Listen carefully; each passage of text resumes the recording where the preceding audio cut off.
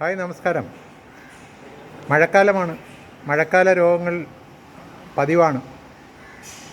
എന്തുകൊണ്ട് ഈ മഴക്കാല രോഗങ്ങൾ വരുന്നു? അല്ലെങ്കിൽ മഴക്കാലത്ത് എന്തുകൊണ്ട് മനുഷ്യൻ കൂടുതൽ രോഗാതുരനാകുന്നു എന്നുള്ള ഒരു ചോദ്യം സ്വാഭാവികമാണ്. ഇതിൻ്റെ പിന്നിലുള്ള കാരണം എന്താണെന്ന് വെച്ചാൽ, മനുഷ്യൻ നമുക്കെല്ലാവർക്കും അറിയാം, നട്ടലുള്ള കുഞ്ഞുങ്ങളെ പ്രസവിച്ച് പാലൂട്ടി വളർത്തുന്ന സസ്തനി വിഭാഗം ജീവികളിൽ പ്രമുഖ സ്ഥാനത്തുള്ള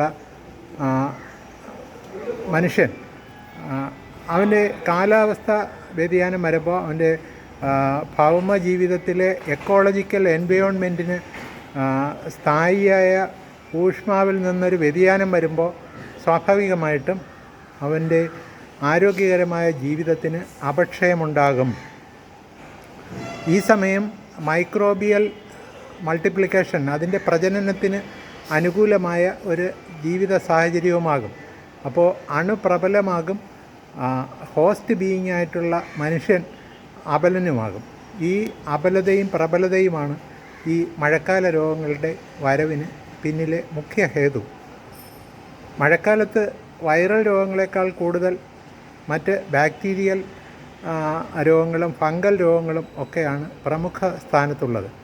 പിന്നെ ഈ ഫ്ലക്ച്വേഷൻ ടെമ്പറേച്ചർ പ്രബലമായ ഒരു എൻവയോൺമെൻറ്റൽ കണ്ടീഷൻ കഴിഞ്ഞ 20 വർഷമായിട്ട് നമ്മുടെ സമൂഹത്തിൽ പ്രബലമാണ്. ഈ ഫ്ലക്ച്വേഷൻ ടെമ്പറേച്ചർ ഉള്ള കാലാവസ്ഥയിൽ വൈറൽ രോഗങ്ങളും പ്രമുഖ സ്ഥാനത്ത് വരും. എന്തായാലും വൈറൽ രോഗങ്ങൾക്ക് അനുബന്ധമായി ബാക്ടീരിയൽ രോഗങ്ങളും ഫംഗൽ രോഗങ്ങളും വരും എന്നുള്ളതും മറ്റൊരു യാഥാർത്ഥ്യം. പക്ഷേ ഈ അധിഷ്ഠിതമായ രോഗചിന്തയ്ക്ക് പിന്നിൽ നമ്മൾ ആൻറ്റിബയോട്ടിക് തെറാപ്പി ഒരു അത്ഭുത ഔഷധമായി ഡോക്ടറുടെ നിർദ്ദേശപ്രകാരവും സ്വമേധയായും ഒക്കെ വാരി വിഴുങ്ങി ഇന്ന് അണുക്കൾ ആൻറ്റിബയോട്ടിക്കിനെ അതിജീവിക്കുന്ന ഒരു അവസ്ഥാവിശേഷത്തിലാണ് നമ്മൾ എത്തി നിൽക്കുന്നത്. ഇതിനെല്ലാം ഉപരി തന്നെ ഈ നമ്മുടെ അലിമെൻ്ററി കനാൽ, ആമാശയ വ്യവസ്ഥയിലും നമ്മുടെ ശരീരത്തിൽ തലമുടി മുതൽ നഖം വരെയുള്ള സകലമാന ഭാഗങ്ങളിലും ഉപകാരപ്രദമായ ഒരു കൂട്ടം അണുക്കൾ നമുക്കൊപ്പം സഹവസിക്കുന്നുണ്ട്. ഈ ബെനിഫിഷ്യറി മൈക്രോ ബയോമാണ് ഒരു പരിധിവരെ നമ്മളെ ഈ അസുഖങ്ങളിൽ നിന്ന് സംരക്ഷിച്ച് നിർത്തുന്നത്. ഈ നൈതികതയില്ലാത്ത ഔഷധ ചികിത്സകൾ വഴി ഈ ഉപകാരപ്രദമായ മൈക്രോബിയൽ കോളനിയാകും ആദ്യം നശിപ്പിക്കപ്പെടുന്നത്. തന്മൂലം ഈ അസുഖ ഹേതുവാകുന്ന മൈക്രോബുകളുടെ കടന്നാക്രമണവും അവയുടെ പ്രജനനവും എളുപ്പവുമാകും. ഇക്കാരണത്താൽ തന്നെ പ്രോബയോട്ടിക് തെറാപ്പി നമ്മുടെ ഇടയിൽ ഇപ്പോൾ സജീവമായി ചിന്തയിൽ വരുന്നൊരു സംഗതിയാണ്.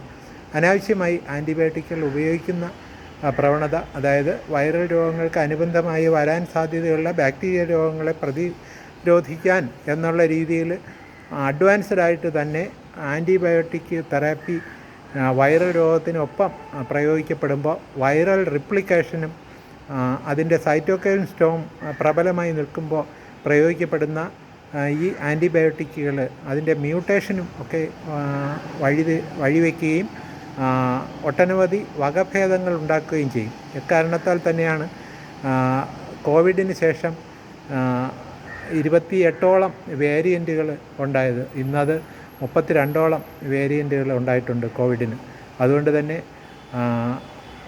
ഒരിക്കൽ മുൻകാലത്തെ പോലെ ഒരു സീസണിൽ വരുന്ന ഒരു ജലദോഷപ്പനി പോലും ഇന്ന് നമുക്ക് ഒരു ഇമ്മ്യൂൺ റെസ്പോൺസ് ക്രിയേറ്റ് ചെയ്ത് തടയാൻ കഴിയുന്നില്ല.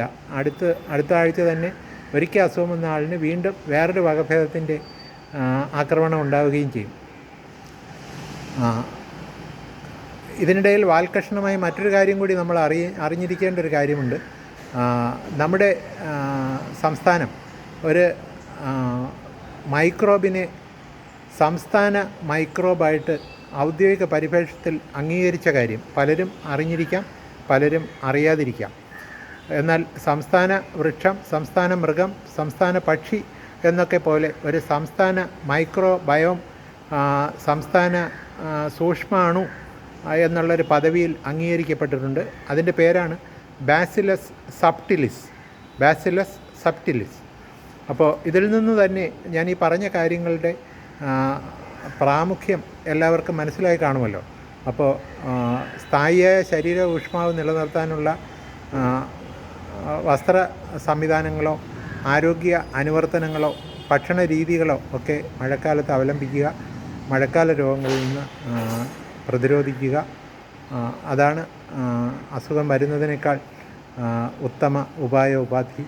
എവർക്കും മഴക്കാല രോഗങ്ങൾ വരാതിരിക്കട്ടെ എന്ന് ആശംസിച്ചുകൊണ്ട് നിർത്തുന്നു.